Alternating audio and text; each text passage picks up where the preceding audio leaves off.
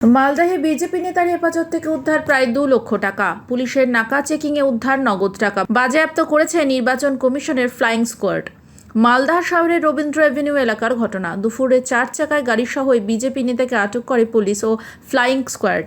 এরপরেই উদ্ধার হয় 1,95,500 টাকা।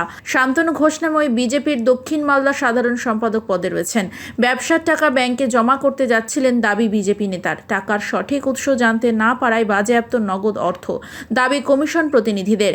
নির্বাচনের সময় এইভাবে নগদ টাকা নিয়ে যাতায়াতের নিয়ম বহির্ভূত। যে দলের নেতাই হন না কেন, কমিশন প্রয়োজনীয় ব্যবস্থা নেবে বললেন তৃণমূল নেতা কৃষ্ণেন্দু নারায়ণ চৌধুরী। নির্বাচন কমিশনের অর্ডার অনুযায়ী চারিধারেই নাকা চেকিং হচ্ছে। আজকে এই আমাদের রবীন্দ্রনাথ স্ট্যাচুর পাশেই একটা গাড়ি থেকে প্রায় 2 লক্ষ টাকা এটা উদ্ধার করেছে পুলিশ। তদন্ত করে দেখছে যে কি কাজে এটা ব্যবহার হবে এবং কোন দলের হয়ে যাচ্ছে সেটা দেখছে। জানা যাচ্ছে যে এক বিজেপির লিডার।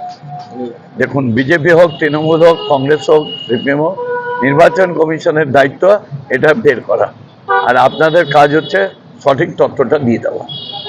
আমি বিশ্বাস করি নির্বাচন কমিশন সঠিকভাবে এর তদন্ত করবে।